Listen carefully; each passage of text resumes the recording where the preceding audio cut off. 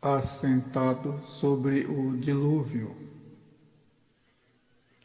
Um país polarizado impõe, direta ou indiretamente, que todos escolham um lado, mesmo de modo compulsivo, obrigatório, inevitável, acidental, por eliminação ou por inércia. É quando cada um ladeia Deus para si ou para sua bandeira. Da mesma forma, a religião, o time de futebol, o partido político, a denominação religiosa e o grupo de aprendizado e a vida prática no ambiente que alguns pertençam. Há membros, sócias, cooperadores, colegas, companheiros, militantes, ainda existindo, mas sem vida. De que lado Deus está? Estamos vivendo indiretamente e outros no centro de uma catástrofe. E há quem interprete como ação de Deus contra seus contrários, e outros afirmando ser obra do diabo, razão de comentar nesses termos, nesta reflexão. Lucas 13, 1 e 2. Nicodemos, príncipe dos judeus, ou principal mestre dos judeus, foi ter com Jesus à noite.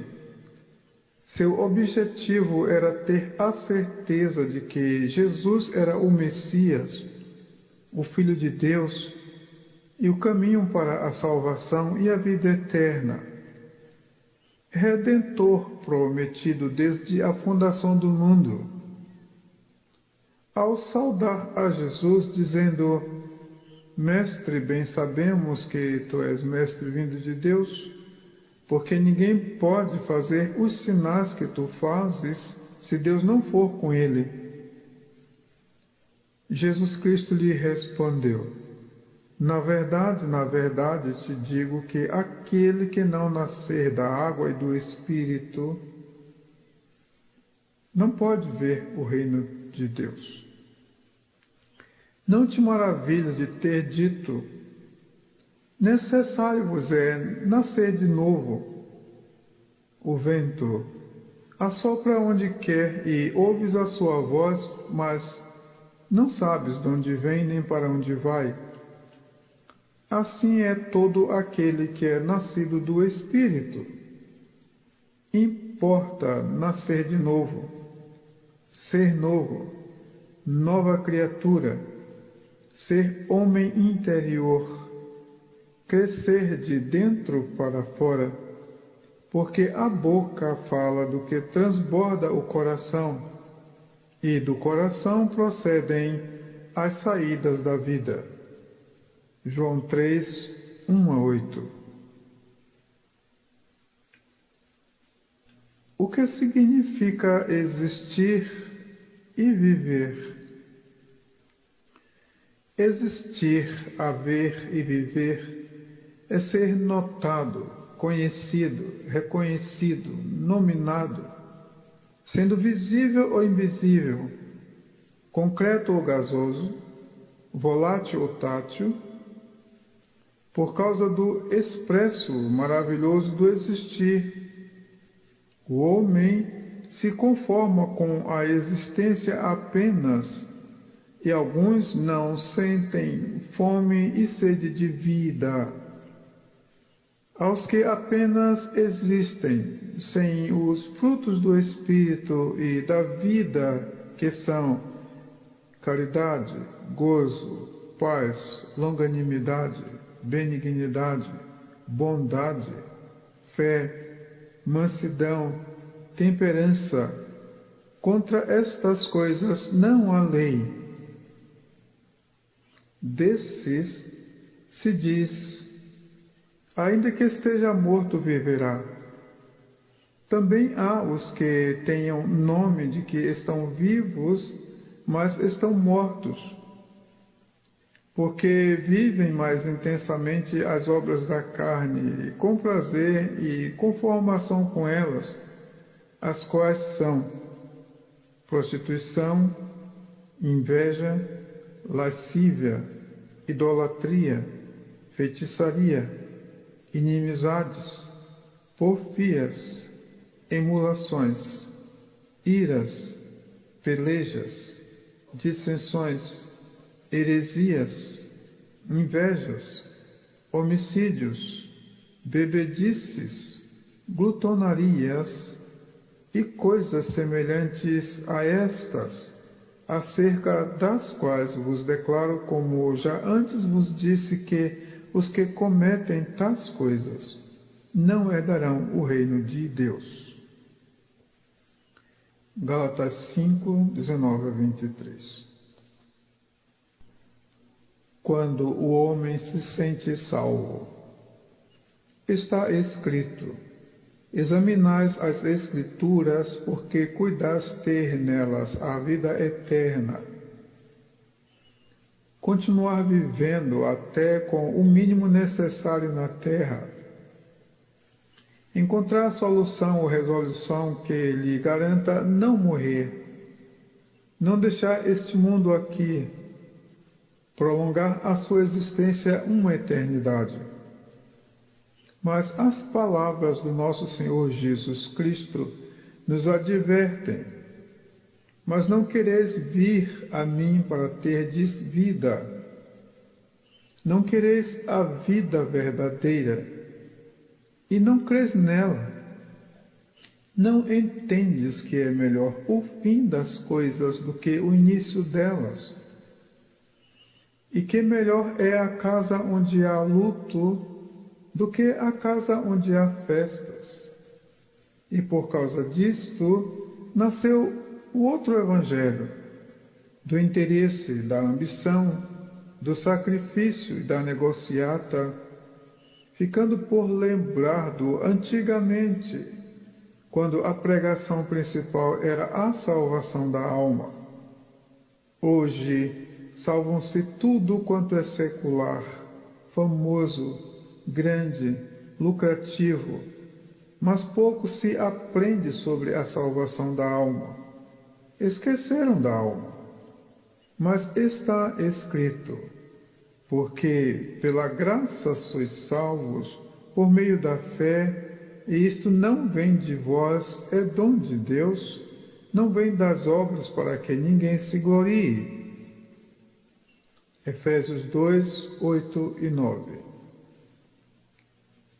Deus é a primeira pessoa interessada em salvar. Salvação é um dom de Deus. Deus anunciou a Cristo de várias maneiras e de várias formas, exemplos, tipos, figuras, metáforas e exemplos, pessoas e palavras. Por pessoa, nos termos da árvore genealógica, conforme a somatória dos nomes dos antecedentes de Jesus Cristo, homem, há uma declaração de suas virtudes por nomes. E por pessoas, nós temos historicamente figuras, exemplos e tipos de Cristo: Abel, Enoque, Noé, Abraão, Isaque, Israel, José, Moisés, Melquisedeque, Jó, Davi, Daniel, João Batista, sendo a voz do que clama no deserto, até que se manifestou o Verbo de Deus. Ele, que sendo em forma de Deus, não teve por usurpação o ser igual a Deus, mas aniquilou-se a si mesmo, tomando a forma de servo, fazendo-se semelhante aos homens, e, achado na forma de homem, humilhou-se a si mesmo, sendo obediente até a morte e morte de cruz. Ali estava a luz verdadeira que alumia a todo homem que vem ao mundo. Estava no mundo, e o mundo foi feito por ele, e o mundo não o conheceu. Veio para o que era seu, e os seus não o receberam. Mas a todos quantos o receberam, deu-lhes o poder de serem feitos filhos de Deus, aos que creem no seu nome, os quais não nasceram do sangue, nem da vontade da carne, nem da vontade do varão, mas de Deus. João 1, 9 a 13, Filipenses 2, 5 a 11. O objetivo do mal era atacar a cabeça de Jó, uma vez que Deus tivera anunciado que esmagaria a cabeça da serpente. Era necessário atacar a cabeça de Jó, ele, não a mulher. O primeiro ataque fora súbito, frontal e precipitado contra a capacidade de assimilação e compreensão de Jó. O mal formulou um espetáculo. Era também suas motivações, o que da sinceridade de Jó que Deus exaltara. E lhe pareceu que era o que ligava Jó a Deus e o prendia, por amor ou por medo. Jó só estava atado a tantos sofrimentos porque era sincero. Sugestão que ecoou na mente da esposa de Jó também. Era a sinceridade que o prendia a Deus e lhe fazia sofrer. Daí o conselho da mulher: ainda retens a tua sinceridade? Amaldiçoa a Deus e morre. Mas ele lhe disse: como fala qualquer doida, assim falas tu.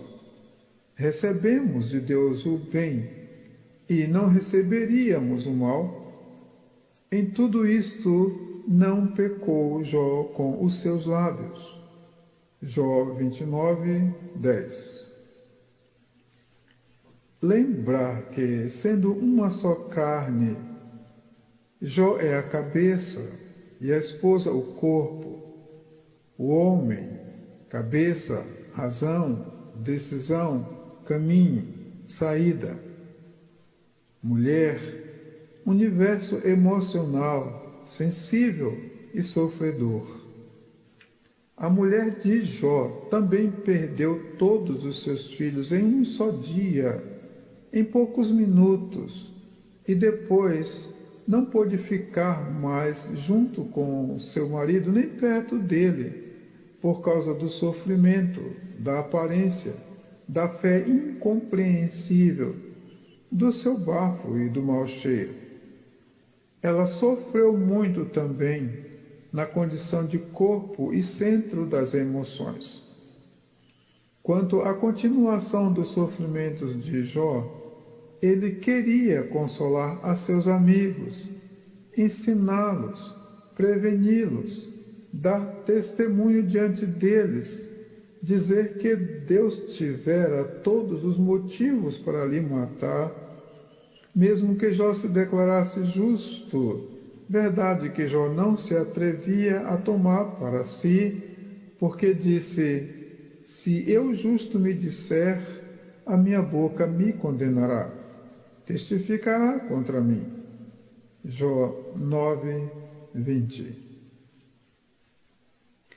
Por causa da contenda entre seus amigos, Jó encontrou e lhes deu motivos para que, segundo a justiça deles, Deus matasse Jó ali mesmo, enquanto falava com eles.